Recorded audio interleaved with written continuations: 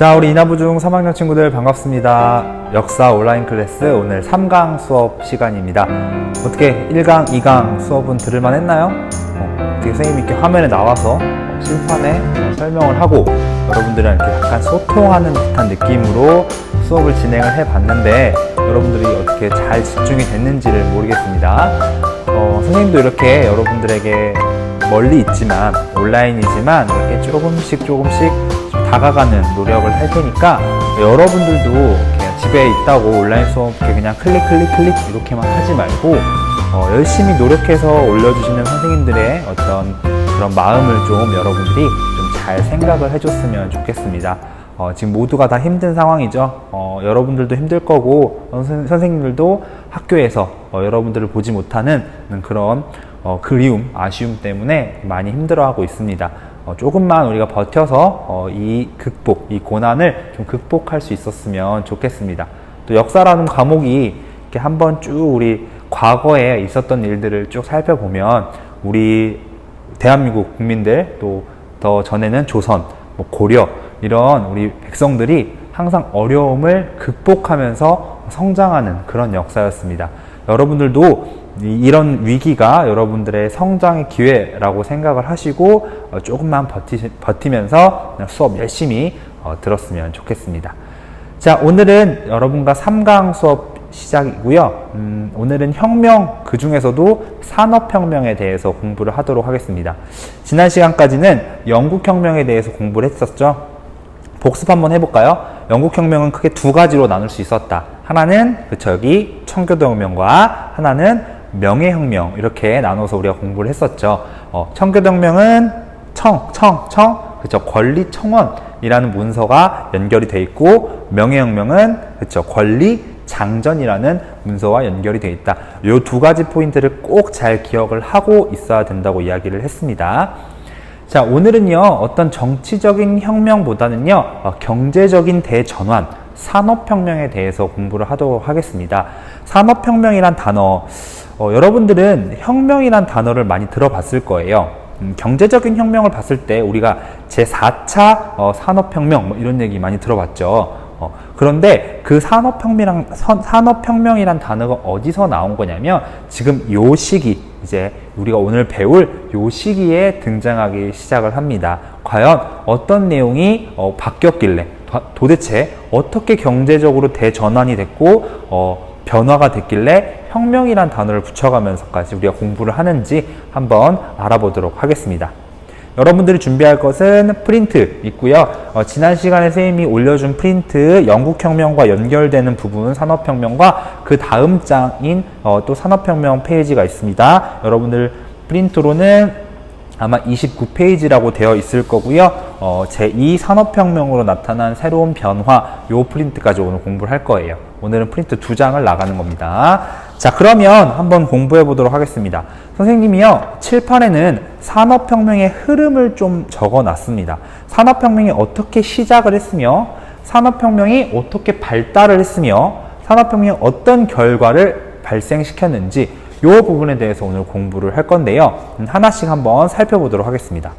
자, 산업혁명의 시작 이 부분인데 그럼 과연 산업혁명이 뭡니까? 라는 질문을 던질 수가 있겠죠. 자, 여러분들 산업이란 단어도 친숙할 거야. 혁명이란 단어도 친숙하지? 그럼 이 두 개를 합치는 산업혁명은 과연 어떤 것을 의미하는가? 지금은 우리가 기계로 뚝딱뚝딱 찍어내고 어떤 물건이 나오고 여러분들이 택배를 시키거나 이러면 배송되는 그런 과정이 굉장히 지금 당연하고, 또 우리는 택배가 하루 늦거나 안 오면은 전화하고 왜 안 오냐고 그렇게 얘기하잖아요. 자, 이런 모습들이 지금은 당연하게 여겼지만 과거로 흘러가면 사실 이렇게 기계를 통한 생산, 그리고 빠른 배송, 이동 이런 것들은 당연한 것이 아니었습니다.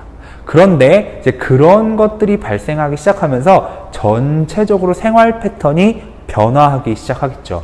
그 시작을 우리는 산업혁명이라고 합니다. 그러면 과연 산업혁명이 무엇이냐?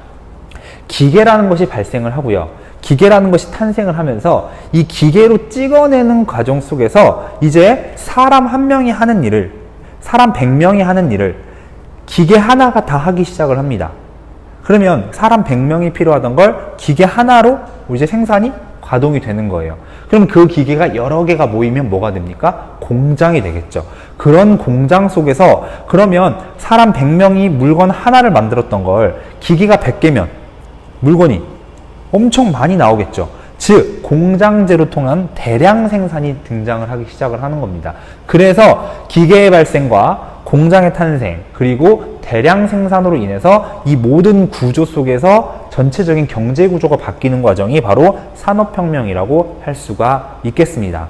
그러면 단순히 생각하면 기계의 등장으로 인해서 대량 생산이 발생을 하고 이 대량 생산된 물건들이 사고 파는 과정 속에서 어떤 경제적인 관계가 나오게 되겠죠. 그런 과정이 산업혁명인데 그럼 그런 산업혁명은 어느 나라에서 먼저 시작을 했느냐? 이게 중요합니다. 자, 그게 왜 중요하냐면 지금 우리가 지난 시간에 뭘 배웠어요? 영국 배웠죠. 영국 배우고 나서 산업혁명을 배우는 이유가 뭘까? 그렇지. 영국이 먼저 산업혁명을 시작했기 때문입니다.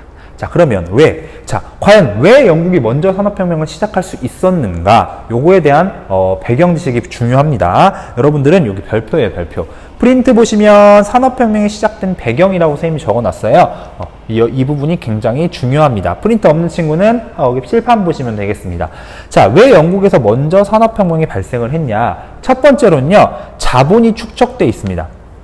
즉, 기계를 만들고 공장을 세우기 위한 자본, 돈 이런 것들이 축적이 되어 있는 상태라는 거예요. 즉 뭐가 얘네들이 영국은 많았냐면 모직물이 많았어요. 모직물. 그래서 이 모직물들을 갖고 오고 또 당시 영국이 식민지가 굉장히 있었기 때문에 그 식민지로부터의 자본이 많이 축적이 된 상태였습니다. 일단 우리가 뭘 하려면 주머니가 두둑해야지. 여러분들도 밖에 나갔어. 친구들이랑 놀러 나갔어. 근데 용돈이 10,000원이 있어. 그 다음에 용돈이 1,000원이 있어. 마음가짐이 어때요? 10,000원 있을 때는 막 뭐라도 다 할 수 있을 것 같잖아. 오늘 PC방 몇 시간 하고 햄버거 먹고 막 이렇게. 근데 1,000원이 있어. 그럼 굉장히 어떻게 하겠어? 자신감이 위축되죠. 1,000원 가지고 뭐 하지? 이 1,000원을 알뜰하게 써야 되는데 PC방 1시간? 아니야 30분? 이렇게 고민하잖아요. 마찬가지로 영국은 자본이 어느 정도 축적이 돼 있었기 때문에 산업혁명을 할 수 있는 기반이 되었다. 자, 두 번째로는 자원도 풍부했습니다. 자원이 굉장히 많았기 때문에 또한 그 자원을 활용해서 산업혁명, 기계를 돌릴 수가 있었던 거고요. 세 번째는 지난 시간에 우리가 뭘 배웠죠? 영국혁명 배웠지. 자, 영국은 다른 나라보다 빨리 혁명을 시작했고 빨리 안정화가 되기 시작을 했습니다. 다른 나라가 막 혁명으로 정신이 없을 때 영국은 이미 먼저 혁명을 다 겪은 다음에 정치적인 안정 상태였어요. 그러니까 정치적으로 안정되면 그 다음은 뭐야? 그 다음은 경제에 관심을 가지겠죠. 그래서 정치적인 안정, 뭘 통한 두 개의 혁명을 겪으면서 정치적으로 안정화가 되어 있었고 그러다 보니까 먼저 영국이 산업혁명을 시작할 수 있었다. 자, 그리고 마지막으로는 노동력이 풍부했습니다. 자, 노동력이 풍부하다라는 거에 별표를 치시면 되겠습니다. 왜 이게 중요하냐면 당시 이제 기계를 돌리고 공장을 돌리고 대량 생산을 하는데 아까도 얘기했지만 이런 사람이 하던 일들을 이제 기계가 하기 시작을 하잖아요. 그런데 아무리 사람이 하던 일을 기계가 하더라도 그런 기계를 돌리고 기계를 작동시키고 다 누가 합니까? 또 사람이 필요해요. 그러다 보니까 노동력이 많으면 많을수록 기계를 더 많이 돌릴 수 있고 많이 생산할 수 있습니다. 그런데 영국은 노동력이 풍부하기 시작을 해요. 이게 왜 그러냐면 당시 영국이 무슨 운동을 하냐면 인클로저 운동이라는 걸 해요.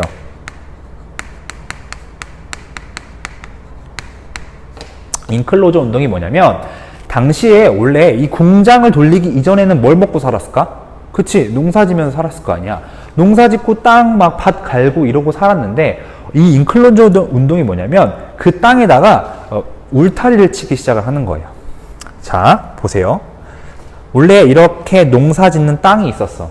그런데 어느 날 그냥 이 농민이 와서 이렇게 막 농사 짓고 여기서 막 쌀 걷어가고 벼 걷어가고 막 밀 걷어가고 이러고 있었단 말이야. 근데 어느 날 이 땅 지주가 오더니 여기다가 울타리를 딱 쳐버립니다. 그리고 이 땅은 이제 건들지 마시오. 이 땅은 내가 양떼를 풀어서 나는 이제 이 목축 사업을 할 거니까 이 땅 건들지 마 라고 딱 울타리를 쳐버렸어. 그러면 요만큼 있던 땅들이 이만큼 이제 사용을 못하게 되죠. 그러면 여기서 농사 짓고 있던 사람들은 순간 실직자가 될 거라고, 실직자가 된 사람들이 도시로 떠나서 노동력을 제공하는 노동자로 바뀌기 시작을 합니다. 두 번째, 또 어떤 지주가 와서 이만큼의 땅에 울타리를 쳐버렸어. 여기다 또 양떼를 이렇게 양을 또 키우겠대. 왜? 나는 이 양을 키워서 이 양털 모직물 가지고 면을 만들 거야 라는 생각으로 양을 키우기 시작을 해. 그러면 이만큼이 농경지였는데 지금 양떼를 키우기 시작을 하면서 이만큼을 농사 짓던 사람들도 다 그쵸, 노동력을 상실하고 어디로 가겠어? 또 도시로 이동을 하는 거예요. 그렇게 이런 운동 자체를, 이런 울타리 치는 운동을 인클로저 운동이라고 하는데, 요 인클로저 운동이 시작이 되면서 노동력이 이제 도시로 이동을 하고 그 도시의 노동력이 쌓이기 시작을 하는 거예요. 그러다 보니까 영국에서는 노동력이 풍부해졌고 그 사람들이 다 어디로 취업을 해? 그치, 공장 이쪽으로 취업을 하면서 대량 생산이 가능해졌다라는 겁니다. 어때요? 영국이 왜 이렇게 산업혁명을 먼저 시작했는지 알 것 같죠? 요게 가장 기본입니다. 자, 요 상태에서 영국은 산업혁명을 시작하는데, 그러면 이제 우리 산업혁명이 어떤 식으로 발달이 됐고 어떤 식으로 진행이 됐는지를 한번 살펴보도록 하겠습니다. 자, 산업혁명의 발달. 자, 산업혁명이 시작을 했으니까 이제 발달을 할 거 아니에요. 자, 산업혁명의 과정도 프린트에 나와 있으니까 같이 한번 보면서 하도록 하겠습니다. 산업혁명은요, 먼저 뭐가 발달하냐면 면직물이 수요가 급증을 하기 시작을 해요.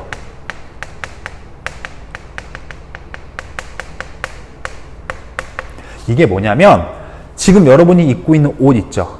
그 다음에 여러분들 자고 있는 베개의 피, 또 여러분들이 뭐 집에서 쓰는 수건, 이런 것들 다 면이잖아요. 면이 사용이 급증하기 시작을 해요. 그런데 예전에는 면을 어떻게 만들었냐면 한 땀 한 땀 이 모직물에서 나오는 그 자원을 가지고 한 땀 한 땀 따기 시작을 해요. 그러니까 면을 되게 귀중하게 생각을 했을 거지. 사람의 노력이 들어가니까. 그런데 어느 순간 기계가 나오기 시작을 하면서 면 생산이 뚝딱 이렇게 시작이 되는 거예요. 그러니까 면직물 수요도 많아지고 면직물을 필요로 하는 사람도 많아지기 시작을 합니다. 그래서 대량 생산을 해야 되겠다라는 생각을 가져요. 대량 생산을 어떻게 하냐면 뭐가 발달하냐면 방직기라는 방직기가 발명이 됩니다. 자, 방직기는 지금 선생님이 사진 하나 띄울게요. 자, 방직기 사진 보이시죠? 요 방직기가 나옵니다. 자, 요 방직기가 뭐냐면 바로 면을 만드는 기계예요. 기계. 뚝딱 이렇게 하면 면이 훅 나오는 거야. 이게 발명이 되기 시작하니까 사람들이 값이 싸지네? 대량 생산이니까 그럼 나도 면 입을래 하면서 또 면을 많이 필요로 하고 면의 수요가 급증하니까 또 많이 만들고, 요 구조가 형성이 되는 거예요. 자, 그러다 보니까 이제 공장이 필요하고 기계가 필요하기 시작을 합니다. 그런데 여러분들, 기계는 어떻게 돌아가요? 기계는 뭐 가만히 지금이야 코드 딱 꽂으면 전기로 붕 돌아가지만 당시는 그런 구조로 발달이 안 돼 있다고. 그러니까 기계가 뭘로 돌아가? 그치, 불 피워서 나무 땔감으로 이렇게 해서 기계를 돌리는데 그것도 한계가 있어요. 그러다 보니까 사람들이 어떻게 하면 저 기계를 좀 더 잘 돌릴 수 있고 많이 돌릴 수 있고 또 우리가 적은 노력으로 돌릴 수 있을까, 이런 생각을 하다가 뭐가 발달하냐면 와트라는 사람이 증기기관이라는 거를 발달시킵니다. 발명을 합니다. 그래서 와트의 증기기관, 증기를 통한 기계의 작동을 이 와트라는 사람이 발견하면서 이 와트로 인해서 산업이 더 발달하기 시작을 하는 거예요. 자, 그래서 다시 한번 정리를 하면 산업혁명이 발달을 하는데 어떻게 발달을 하냐? 당연히 뭐가 필요하겠어? 기계가 필요한데 그 기계가 왜 필요해? 사람들이 물건을 많이 필요로 하니까. 당시 면이 굉장히 많이 필요로 했고 이 면의 필요에 따라서 대량 생산이 필요했고 이 대량 생산이 필요하니까 기계가 필요했는데 그 기계가 발명이 돼버렸네. 방직기라는 게 발명이 되면서 이 방직기를 통해서 공장을 세우기 시작을 하는데, 공장을 세웠는데 이 기계를 돌리는 힘이 필요하다고. 이 힘이 당시에는 뭐 전기가 많거나 이러지 않으니까 이 힘을 어디서? 증기기관이라는 거에서 가져오게 되고 이 증기기관으로 통해서 대량 산업, 이 산업이 발달하기 시작을 합니다. 뭔가 딱딱 맞아 떨어지죠. 그러다 보니까 영국에서는 산업혁명이 발달했다라는 걸 여러분들이 기억하고 계시면 되겠습니다. 자, 이렇게 산업혁명뿐만 아니라 교통이나 통신도 굉장히 발달을 해요. 그래서 교통통신 관련은 여기 선생님이 프린트 여기 화면 한번 띄워보겠습니다. 자, 한번 보세요. 교통과 통신이 발달을 합니다. 그래서 교통은 산업혁명으로 인해서 물자를 나르거나 대량 생산됐으니까 이것도 막 날라서 팔고 해야 되잖아. 그러니까 이런 물자를 나를 만한 교통수단이 필요했고, 아까도 말했지만 증기기관이 발명이 되면서 기관차가 나오기 시작을 합니다. 그 기관차를 통해서 유럽의 각국에 철도를 놓게 되고 그 철도를 통해서 쭉 이동을 하는 겁니다. 자, 예전에 고대, 뭐 중세 이런 시대에는 물건이 배가 아니면 대량으로 움직이기 쉽지 않았어요. 그렇죠. 말, 뭐 코끼리, 뭐 이런 것들을 갖고 이동할 수는 없잖아. 그러니까 대량 생산을 하려면 무조건 배를 이용했어야 됐고, 배를 이용하다 보니까 그쵸, 해안가에 있는 도시들이 발달을 하기 시작을 했고, 그러다 보니까 해안가 위주의 산업이 발달하기 시작하는데, 이제는 다르지. 이젠 철도가 있기 때문에 내륙에서도 철도만 놓이면 대량 생산을 통한 물건의 이동, 그리고 경제적 발달이 가능해지기 시작을 합니다. 자, 이 부분 여러분들 기억하면 되겠습니다. 그리고 통신도 발달합니다. 전신이라든지 전화 이런 것들. 자, 이렇게 해서 산업혁명이 쭉 발달을 했습니다. 산업혁명의 시작은 영국이었지만요, 영국에서 시작된 산업혁명은 뭐 독일, 프랑스, 미국, 더 나아가서는 러시아, 일본까지 이제 발달을 하기 시작을 합니다. 그 스타트가 어느 나라였다고? 영국이었다라는 걸 여러분들이 잘 알고 계시면 되겠습니다. 그리고 영국에서 시작을 했지만 시간이 지나면 지날수록 후발주자들, 러시아라든지 일본이라든지 독일이라든지 이런 나라들이 이 영국에서 시작된 산업혁명보다 더 앞서기 시작을 합니다. 그러다 보니 우리가 나중에 배우겠지만 그 더 앞선 나라들이 뭘 발생시키겠어요? 그렇죠. 전쟁을 발생시키면서 이 산업혁명의 결과물들을 실험하고 이제 내보이는 그런 모습들이 전쟁을 통해서 나타나기 시작합니다. 그래서 우리가 기억하는 게 뭐 1차 세계대전이라든지 2차 세계대전이라든지 이런 것들이 다 후발주자들 나라의 중심으로 발생을 했다라는 거 여러분들이 좀 잘 기억하고 계시면 좋을 것 같습니다. 자, 그러면 산업혁명이 발달을 했으니까요. 이제는 산업혁명이 어떤 결과를 가지고 왔는지 보고 오늘 수업 마무리하겠습니다. 자, 산업혁명의 결과는 어땠냐? 자, 여기 한번 볼게요. 산업혁명은 먼저 이제 공장제 기계공업이 발달을 하다 보니까 자, 농촌보다는 다 어디로 몰리기 시작을 해? 도시로 몰리기 시작합니다. 그래서 도시화가 진행이 됐다. 그리고 농촌에서도 공장을 세우면서 농업 자체가 축소되고 공업 중심의 공장제 공업이 발달하기 시작을 했다. 자, 그러다 보니까 당연히 이제 뭐야?